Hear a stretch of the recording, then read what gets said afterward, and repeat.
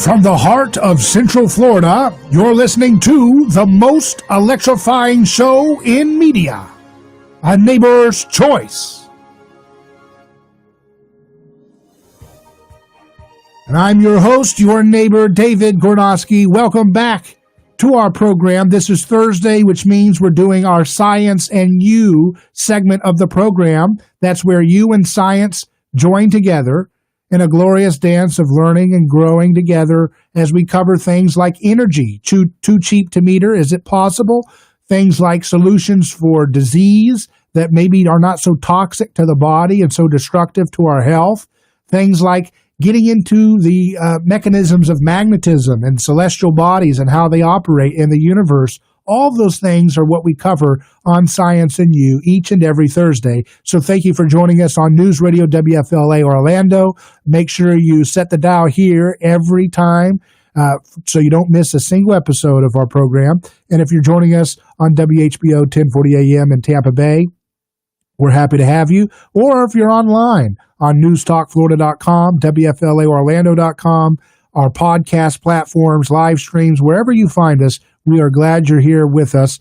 And now we're going to turn to my co-host for Science and You, our chief science advisor and physicist, Dr. Yu. How you doing? I'm doing great. Thank you, David, for having me on. Oh, great to hear from you again. And I know you've curated some stories here today that I think are really good and interesting. Let's see if we can learn something from them.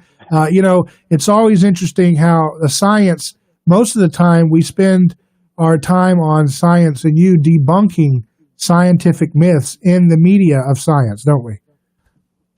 That's right.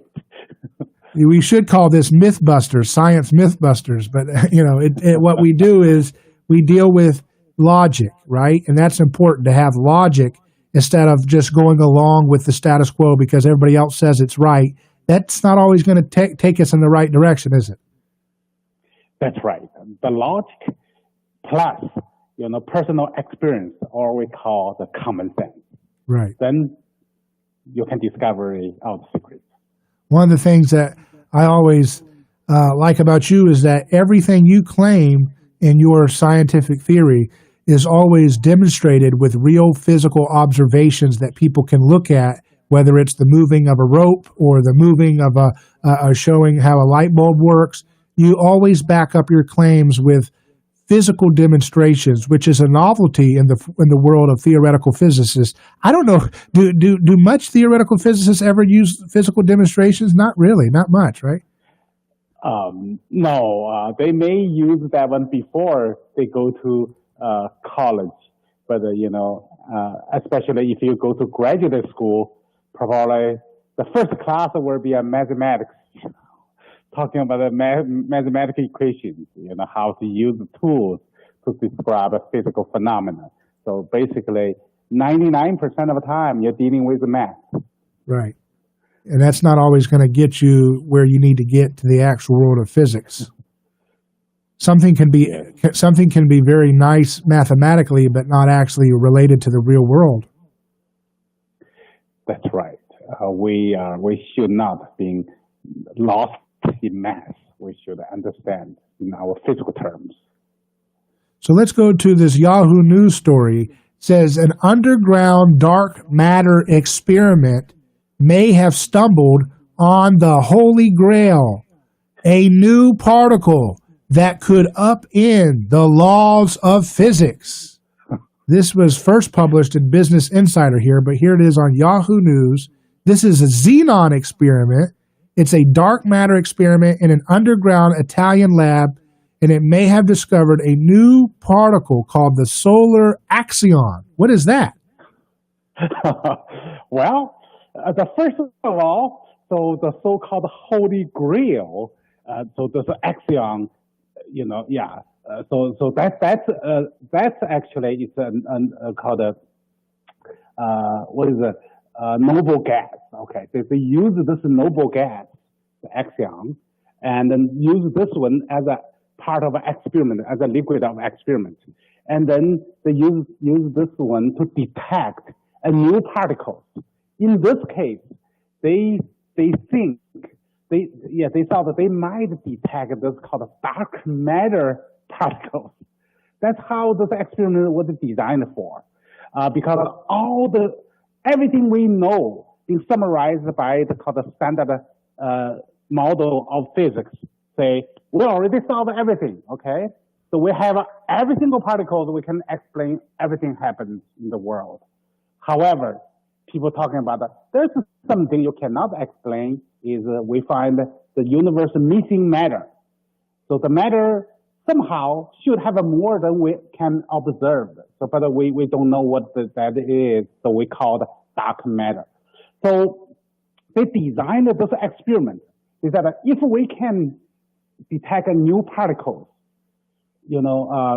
say dark matter particles. So then we say we can upend the law of physics. We can say the current physics will be no longer sufficient, maybe not even correct in predict phenomena in the world. So that's why I make this experiment as so important, because everything we can explain by current physics theory is fall short of what we observe called dark matter and the dark energy phenomena.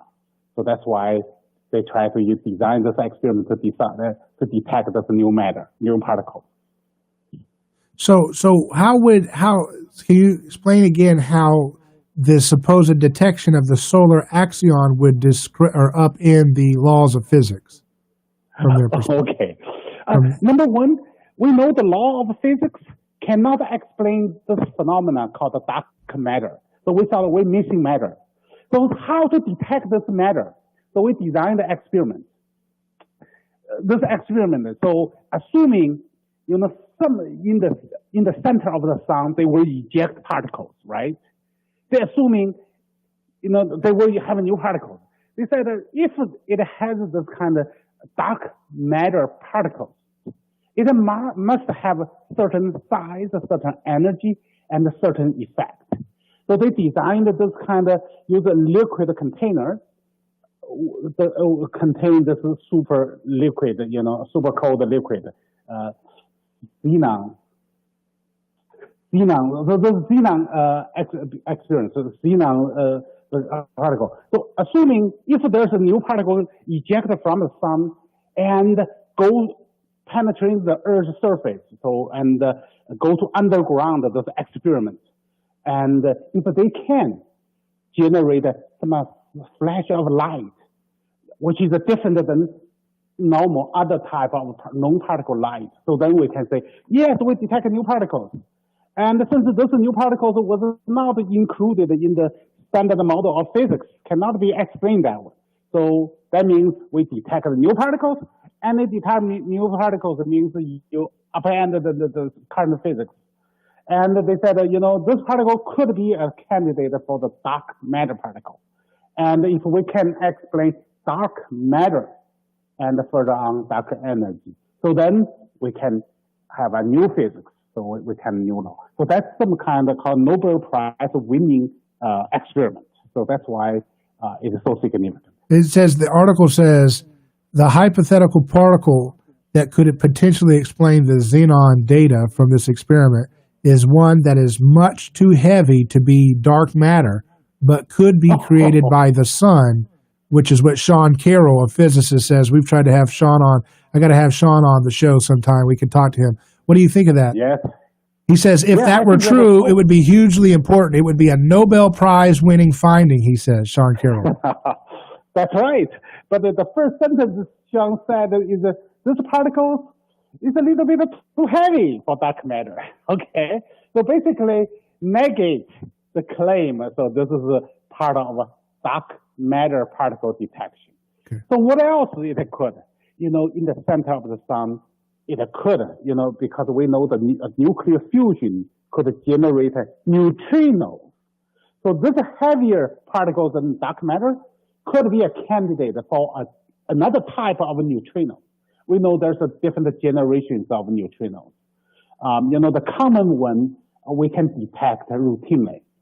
Even in the same experiment. So this is kind of Grand Sasso, in Italy. So the same experiment, we can detect routinely, this common neutrino type.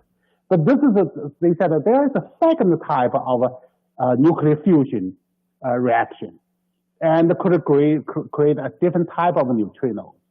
But that's very, very rare. It's only 1% of 10 compared with the common type of neutrino detection experiment. And so what happens, and they claim the first time they detect this kind of new type of nuclear fusion reaction generated this neutrino. So they said, oh, this is very significant. So do you believe that this is a new particle, or do you believe the article says it could be just anomalies which pop up all the time in these experiments? Or do you have an explanation that would be different from either of those options? Number one, I do not believe this is some kind of new particle. This depends on how we define a particle. Under current physics, standard model of physics, so each fundamental particle has a certain size and a certain mathematics and a certain charge. If you base on that one, so if slightly increase mass, still have the same charge, you would say, oh yeah, this is a different particle. So in that sense, you could have, I believe you could have an infinite number of particles. Infinite, not finite numbers like 25 fundamental particles or something. I don't believe if you use that definition, because you have same charge but slightly different in size and shape, and the behavior you consider as a new particle. In that case, you have an infinite. So my interpretation is, this is just a composite particle. This is just one of a composite particles made by even smaller particles, which is a charged particle. I call the fundamental particle called magnetic particle. So this is so-called a neutrino, supposed to be a neutral particle. I believe it's just like every single particles in the physical model. They are all composite particles of something smaller with a charge. It is a magnetic particle.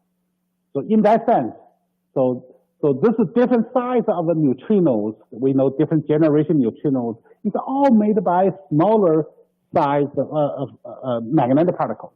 So there's nothing really new to me. So the neutrino is a neutralized particle, right? Yes. Under current definition, neutrino means the new part means neutral. Charge neutral. That means no charge.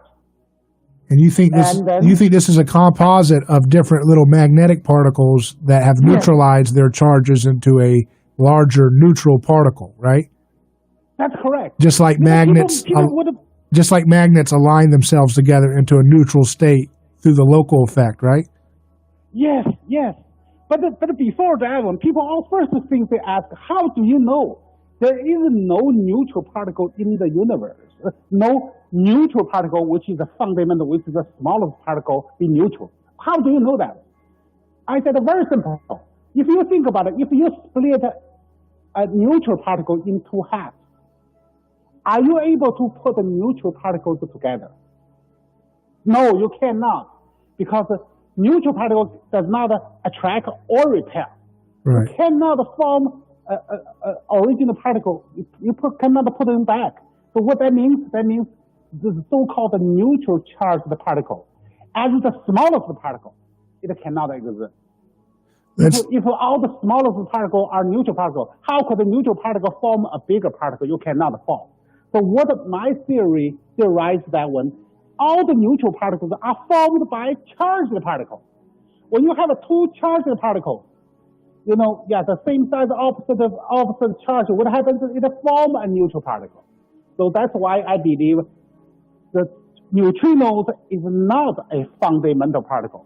There are some smaller particles than neutrino, which are charged and can form a neutralized particle. So neutrino is a composite particle. Let's continue with Science and You with Dr. Yu in just a moment.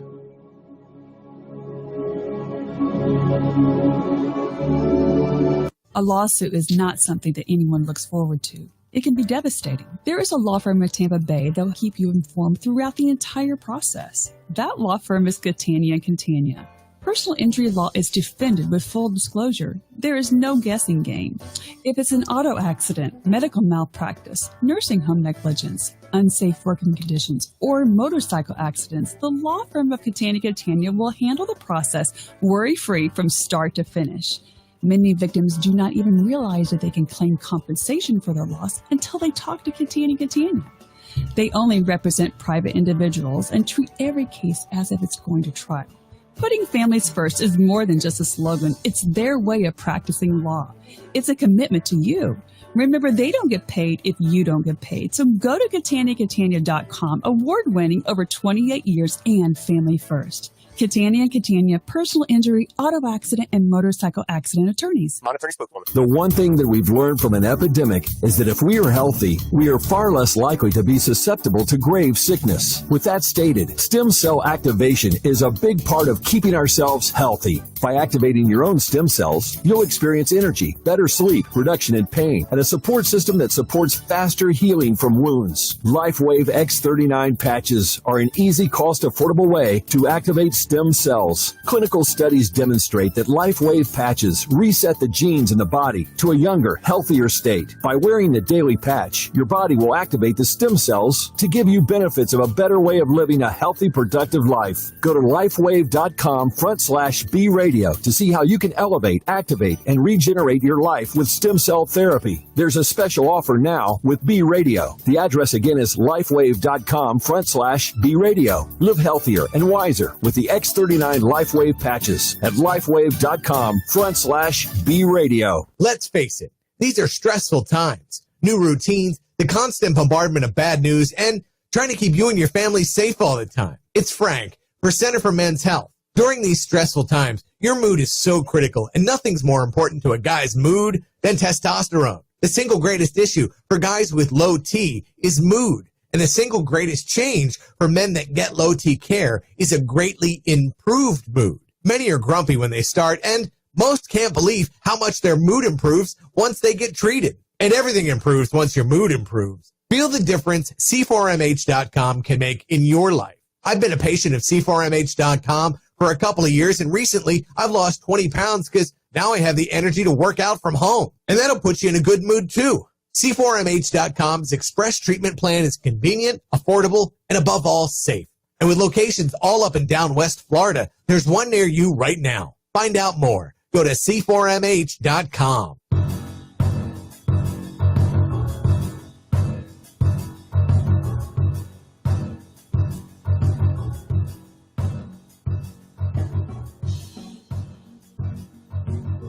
Welcome back to Science and You, where we talk about science and you together with our chief science advisor for A Neighbor's Choice, this program, physicist Dr. Yu, who's with us here as we turn to another story on sciencenews.com or sciencenews.org.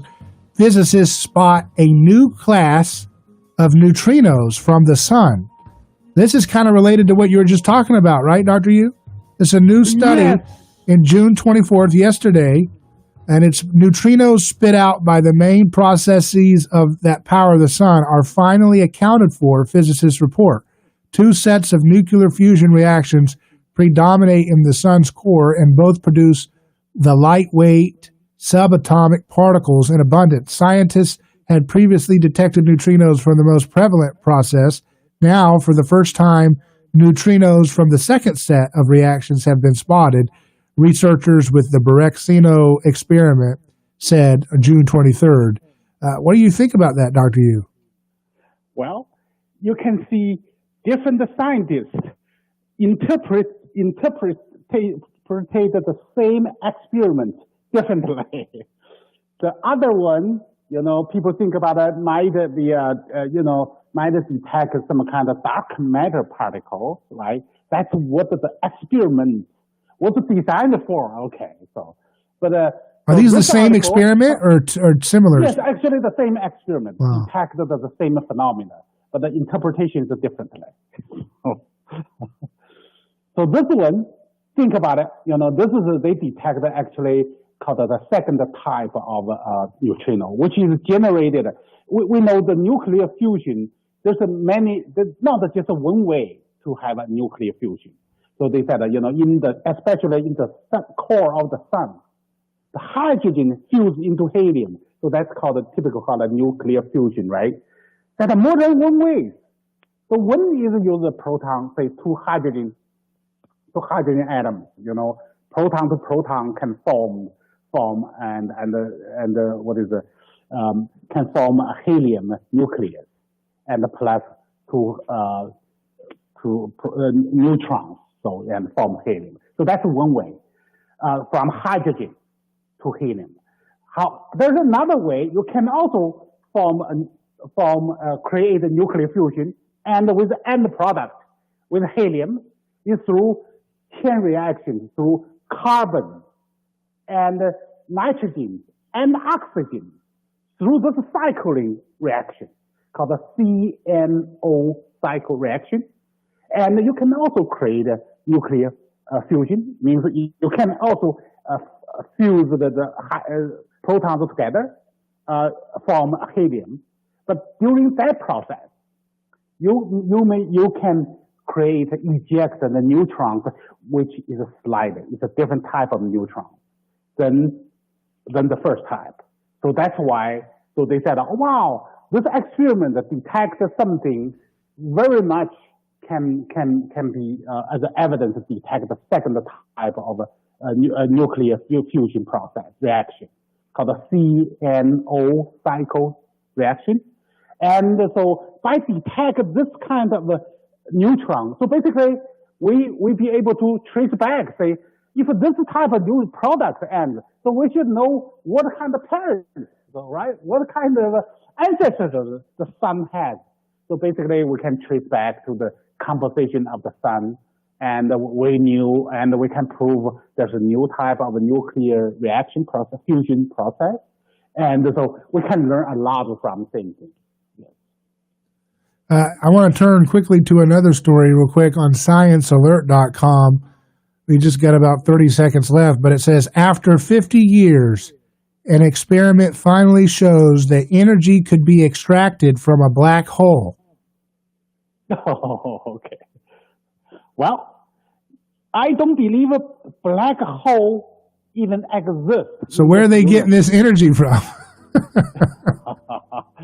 Well, we don't need to have a black hole, but we can have this harvest the energy. The energy is an electromagnetic field, the magnetic force. That's what happens in the universe. So that's why we can feel electromagnetic force, in every stars, galaxies, and that's how we can receive electromagnetic waves, the signals. All those signals through electromagnetic waves. So the so-called dark, black hole energy is nothing more than electromagnetic energy at a higher, frequency. Dr. Yu, always a pleasure to hear you and learn from new science stories with your guidance. Thanks again for joining us.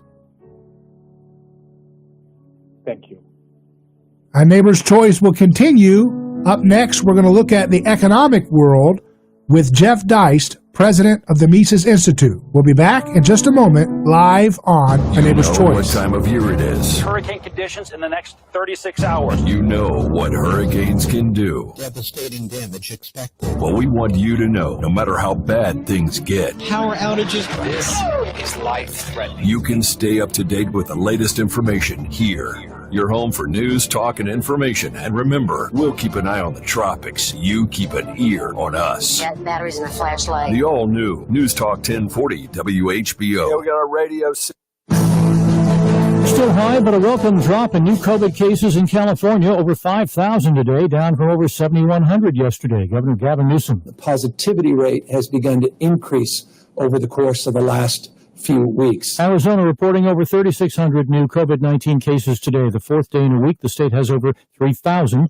In Florida, Governor Ron DeSantis telling people to be careful. If you follow guidelines, if you follow the instructions from the local and the state and the federal officials, you can do things in a low-risk way. 23 states have an increased hospitalizations. The Vote 2020 campaign again underway. President Trump in Marinette, Wisconsin, and Joe Biden in Pennsylvania.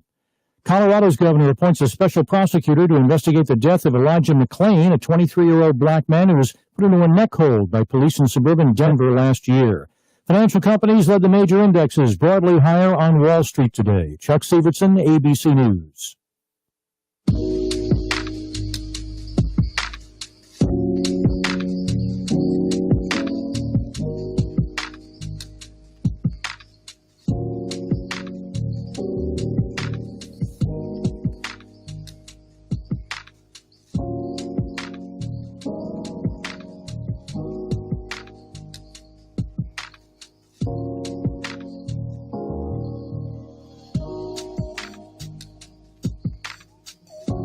And the Neighbor's Choice returns.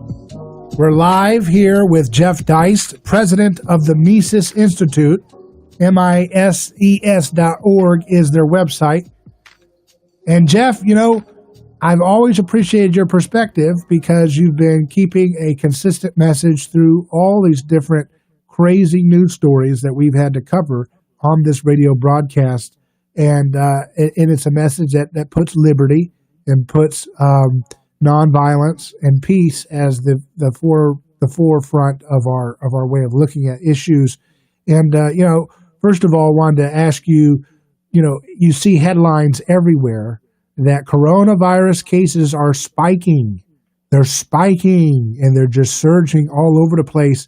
And of course, here in Florida, I know that some of the different counties and cities are mandating masks must be worn in all indoor places, and so there's an attempt to try to, I guess the whole the protest narrative's kind of winding down right now, and they're like, okay, let's go back to our previous scheduled programming, right? And so they're trying to gin up that bubble again of fear, or what?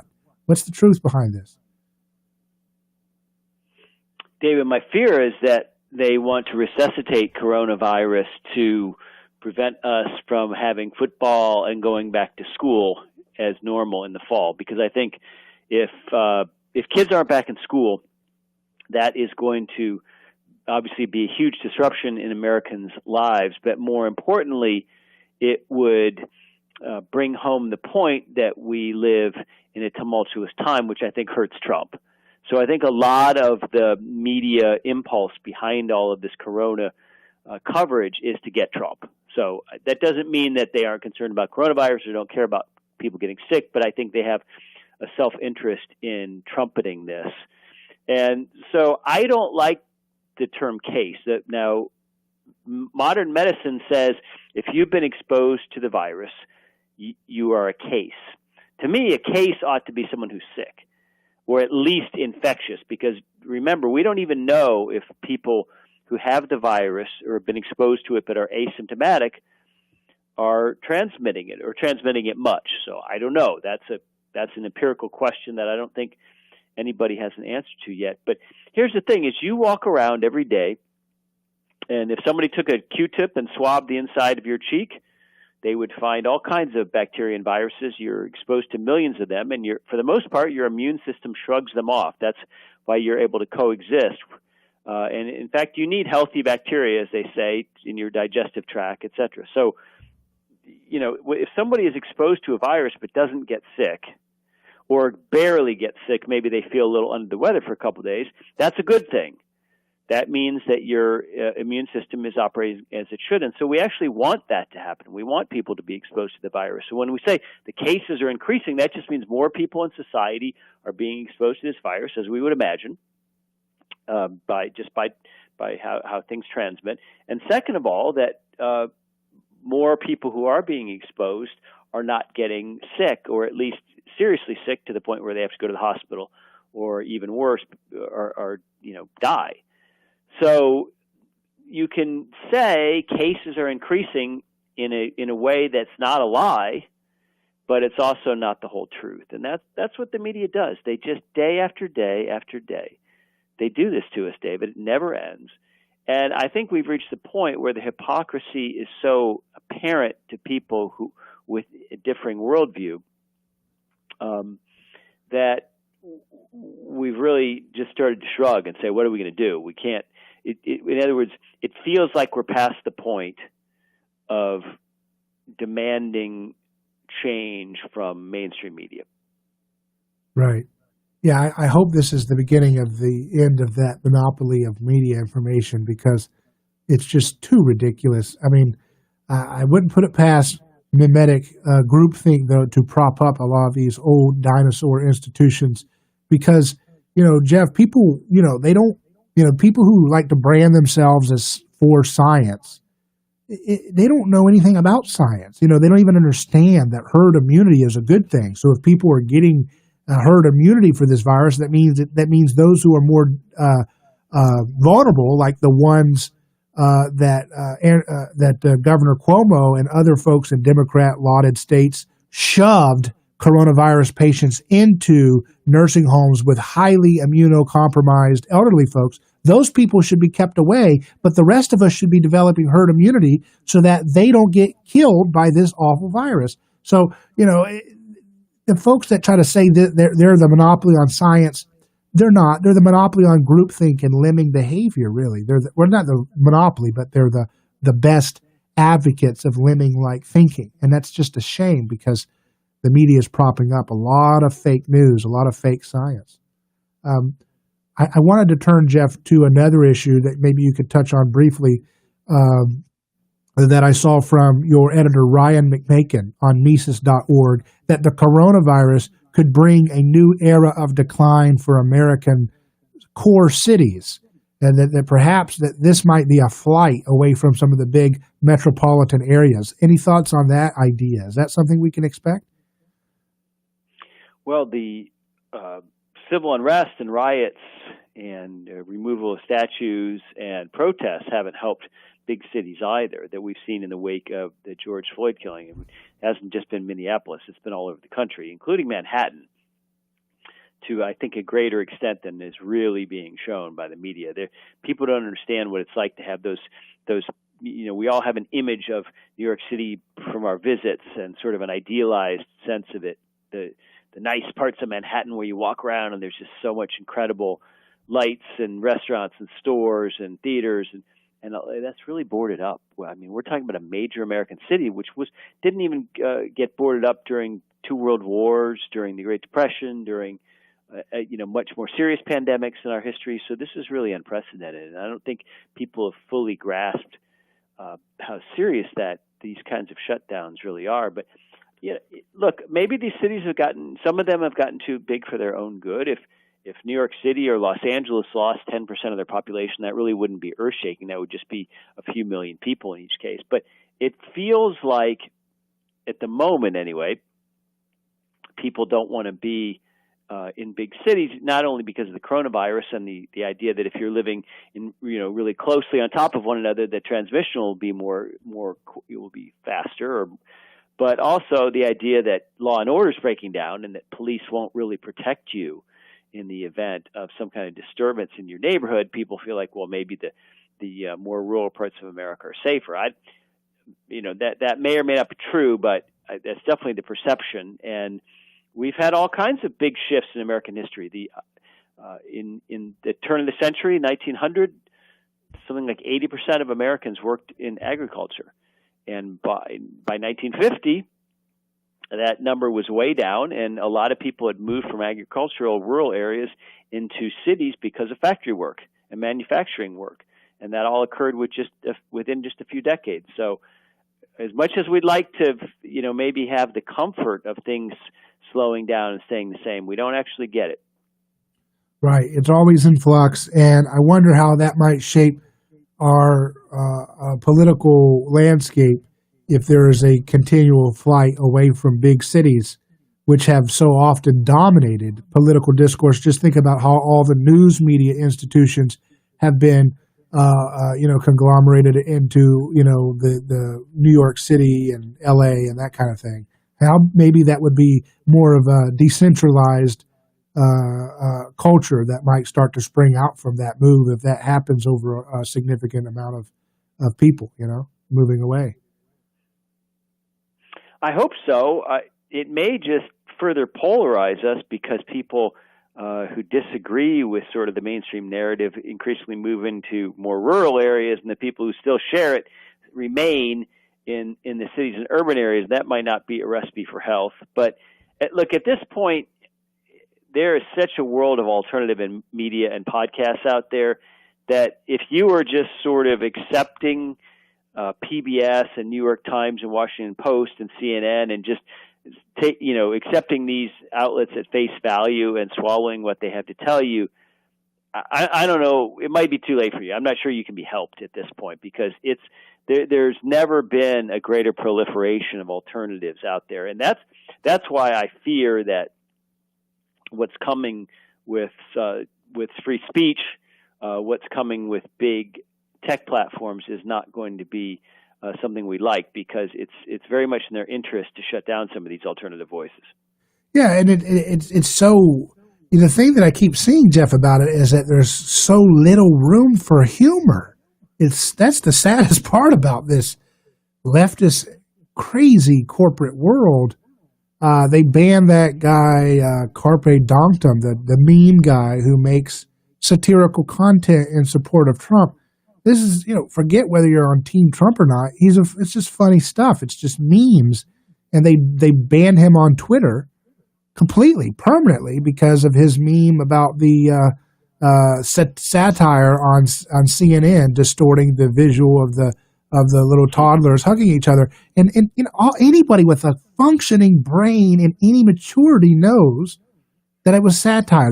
He was satirizing CNN's long history of manipulation of information, and yet Twitter sanctimoniously banned this guy for having fun. What in the world? Well, it's funny. I'm old enough to remember when it was the right that wanted to shut down satire. Larry Flint, the infamous publisher of Hustler magazine, butted heads with the Supreme Court a couple different times on editorial cartoons that he had published that were disparaging towards evangelical preachers and that sort of thing. So what goes around comes around, and I got to tell you, there's a left progressive podcaster out there named Tim Pool, whom I've started to listen to recently, and he said, look, he fully anticipates the next few justices on the Supreme Court will accept the idea that hate speech lies outside of the bounds of First Amendment protections, and that you will be subject to either civil or criminal liability for saying mean things about protected groups of people in the very near future. And I'm not sure I disagree with him. So that would mean, like, if you criticize Barack Obama for doing regime change wars that destroyed millions of people of color overseas because Obama is a person of color, therefore that's a hate crime? Is that what they're saying? Well, I have a pretty good sense that you're still going to be allowed to say bad things about Trump. I'm pretty sure that no one's going to court for that. Yeah, but it's very chilling to think that countries like America can so quickly abandon their respect and defense of free expression. But we see that's what happens time and time when we see that the conservative movement, Jeff, continues to rely on centralized government as their arbiter for truth. Right? I mean, they're reaping what they sow. They continue to be an easy foil for the left to run right over because they cede the argument every time that a monopoly central power should decide matters of morality and speech and discourse and religious values and so on, right? Well, that's right. Once you decide that the Supreme Court, or I should say accept that the Supreme Court is the ultimate arbiter of these things, then guess what? And when you lose for good. And that's really the way it's been. I mean, I don't really know at this point how I would define what you term the conservative movement. I'm not part of it. I'm not so sure it much exists because you notice that mainstream conservatives like Nikki Haley, the first thing they try to do is basically dump on conservatives and accept CNN's version of some fake hate crime at a NASCAR event or whatever. So there's to the extent there's any energy or life out there that we might call conservative movement, it is definitely in alternative media and the alternative social media sphere, alternative podcasts, etc. It is nowhere to be found in Washington, D.C. Well, that's something we're going to have to continue to unpack and what that means. And when we continue, I want to ask Jeff Deist, being the president of Mises Institute, which is all about free market economics, what is the deal about something called MMT? You're hearing it a lot in the academic circles around the economic scene. It's called modern monetary theory. What does that mean, and what does it mean for us in our lives here in the vast heartland of America? We'll continue in just a moment, live on A Neighbor's Choice.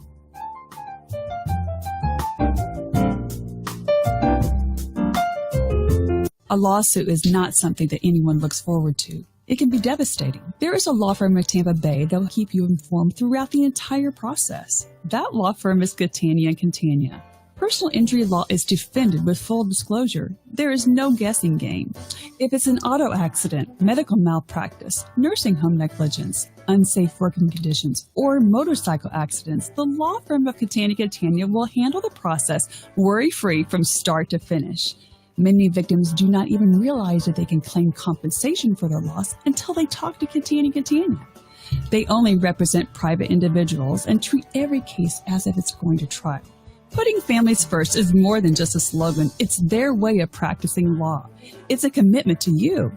Remember, they don't get paid if you don't get paid. So go to CataniaCatania.com, award-winning over 28 years and family first. Catania & Catania, personal injury, auto accident, and motorcycle accident attorneys. Black Rock Grill is open again. Yep, I took the team to Black Rock for our truly special occasion on opening night. It's such a unique experience, unlike anything you've ever tasted. They serve it on that unique 755-degree hot stone. You cook it right there at the table, bathed in that amazing casino butter. Wow, every bite sizzling hot, better than the last. It's an award-winning steakhouse featuring 100% pure Angus beef, the method of cooking the hottest thing in the culinary world. You got to try it. And in these uncertain financial times, very reasonable. A steak dinner with 2 sides, just $15.99. And they've got a great expense to make you feel safe. 30-plus sanitation stations, FDA-approved bacteria-erasing foggers, glass dividers between the booths. Nothing is left to chance. And don't forget, our friends at Black Rock were there when you needed them, handing out thousands of free meals to our frontline workers and neighbors in need. An amazing commitment to the neighborhood. Black Rock Bar and Grill, 2 locations, Carrollwood and Brandon, for a truly unique dining experience. Go to blackrockrestaurants.com. How would you like to be a part of the Guinness Book of World Records? Here's a unique opportunity for you if you own a boat. Conservative Grounds Coffee Shop in Largo will be hosting the world record for the largest boat parade on August 15th. This record-breaking event will be coming to the Pinellas Intercoastal Waterways in beautiful Clearwater. This parade will be held in honor of the 45th President of the United States, Donald J. Trump, and all the accomplishments from his administration.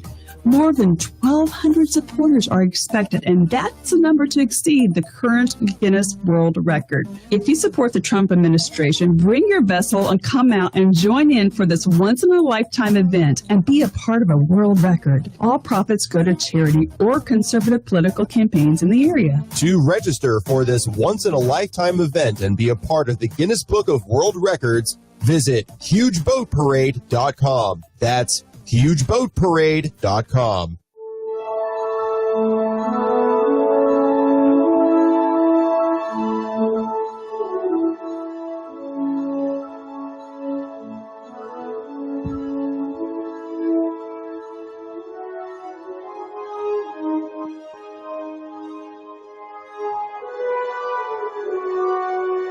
Hello, David Gornoski here.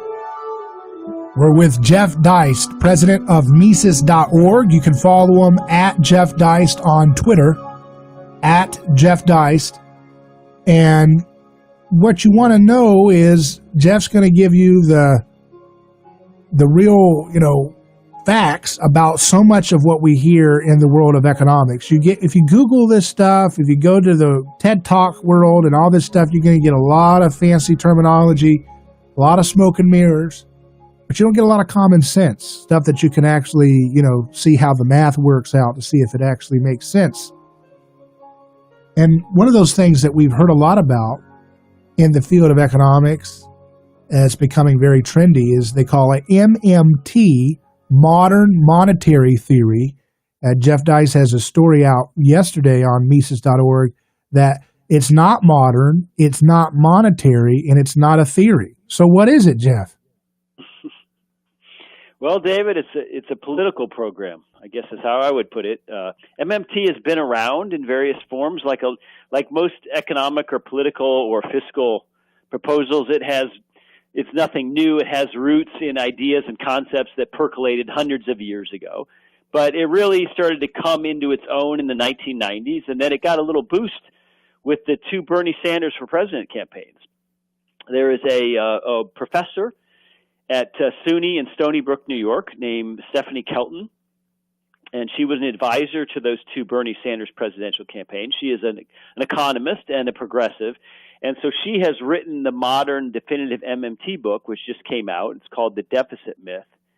And basically what MMT proposes is that government spending can be unlimited, and it need not be tied in any way to tax revenue. So to explain a little bit, what this means is that, government issues currency. Government has a monopoly over currency. Ours happens to be the U.S. dollar. So the U.S. Treasury Department, working in tandem with the Fed, creates dollars, whether real or electronic, and that's how we get our money. And so MMT says, well, because government creates this money, and because you have to pay your taxes back to them in that same money, well, then your taxes came from them. So it doesn't really matter whether we collect taxes. So the idea here is that, look, a government like the United States is sovereign.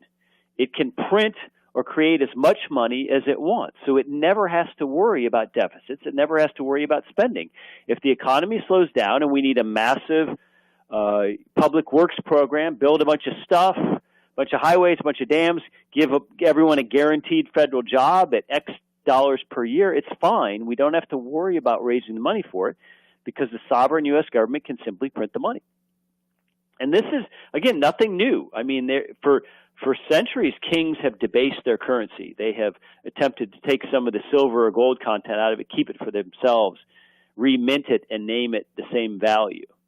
So that's really what's going on here, is the idea that government has unlimited funds at its disposal and doesn't have to worry about it. So in Professor Kelton's view, the sole purpose of taxes is just to put the brakes on inflation if inflation crops up. In other words, when you tax people, you pull dollars out of the economy, so that should help price inflation. That should slow down demand and reduce price inflation. So that's basically it in a nutshell. And this is tailor-made for the Bernie Sanders bros. It's tailor-made for the new progressive era, Black Lives Matter.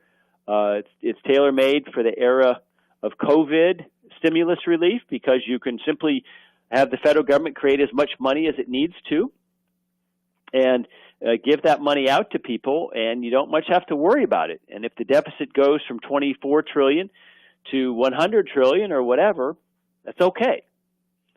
So from my perspective anyway, it is a gigantic form of sort of intellectual cover for the idea of a free lunch, that we can simply create government money without pain, without cost, without even taxes, and government can go out there and do whatever it needs to, because it can always print more. And so where do they come up with the idea of wealth? Why don't we just sit around and get trillions of dollars printed for us? Do nothing. But that's just it. None of this creates any actual goods or services in the economy. Only humans with their energy and their volition and their time and their brains can do that. So, what we've got is a situation where you're creating something out of nothing, which sounds like alchemy, turning lead into gold, but it politically has huge appeal, because when you sort of obfuscate what's really going on and you make it a little complex, so people have to think about it and say, well, wait a minute, taxes are really something that government gave us in the first place, and they're the source of all of our financial assets, and we're just giving them some back. So inflation isn't too bad. Then all of a sudden you say, well, hey, let's just have a budget that pays for Medicare for all, that gives reparations maybe to black Americans, that creates a huge federal jobs program, as I mentioned, so everyone can have a guaranteed job, that pays for all kinds of Green New Deal energy boondoggles, that gives poor people a house if they need one. If this is true, then the age of scarcity, and recall that scarcity is the basis for the entire science of economics. Scarcity and choice, using the available means at our disposal. That's economics in a nutshell. So if we've done away with scarcity, as Professor Kelton posits we might have, then we really do have a new economics, or maybe we're post-economics. But it's actually a brand new book. It's just a couple weeks old. And Professor Kelton has been making the rounds of the Financial Talking Head show. She's not being viewed as outside the window of acceptable thought, and people are taking this seriously. And as I said, I think it has a lot of political appeal. So are you going to invite her to speak It promises a new age. Are you going to invite her to speak at your next Mises University? Well, I'd be happy to hear a speech from her. I'd be happy to talk to her. She's, I think, someone who, first of all, she wrote a book for lay audiences. She didn't write an academic article or book for her peers in academia. So she went out there and she wrote a book that's for people like you and me. And I think that she wants to help people. I think that she is very serious with this program. I don't think she's a person she's not a nasty type like Paul Krugman, who hates Trump America. I think she's someone who actually thinks that this would help a lot of less affluent Americans. And it's an interesting concept, an interesting book. But if she's right, I think economists ought to pack their bags and go home. So what would her modern monetary theory perspective think of like a Krugman? What's the difference? Like, how would they distinguish themselves from Krugman types? Well, when she first started becoming a star in certain financial Twitter circles and such, because of her work in MMT, Krugman was slightly dismissive and said, well, it's an interesting idea, and we certainly don't need to worry about the debt because we owe it to ourselves. That's one of the moronic Krugman statements. But let's not forget, Dick Cheney also said deficits don't matter when it came to the run-up to the Iraq War. So, the right isn't innocent here. But so at first he was dismissive towards Professor Kelton, saying like, well, yes, debt doesn't really matter, and we can have a lot more debt, but we shouldn't have the Treasury and Congress just deciding all this. But he got a lot of pushback from his progressive fan base, and I think he has backed off a little bit. And the other thing is that Ms. Kelton is one of a group of sort of up-and-coming female economists, and the Wall Street Journals and the Forbes magazines of the world, etc., are eager to promote some female voices. Well, Jeff, we're out of time, but I appreciate your thoughts as always. Visit Mises.org for more, Mises.org for more. And I'm curious what this modern monetary theory would say about the destruction of the Weimar Republic or the Soviet Union. I have to get your thoughts on that next time, Jeff. Thanks again. Thank you. I'm David Gornoski. Godspeed.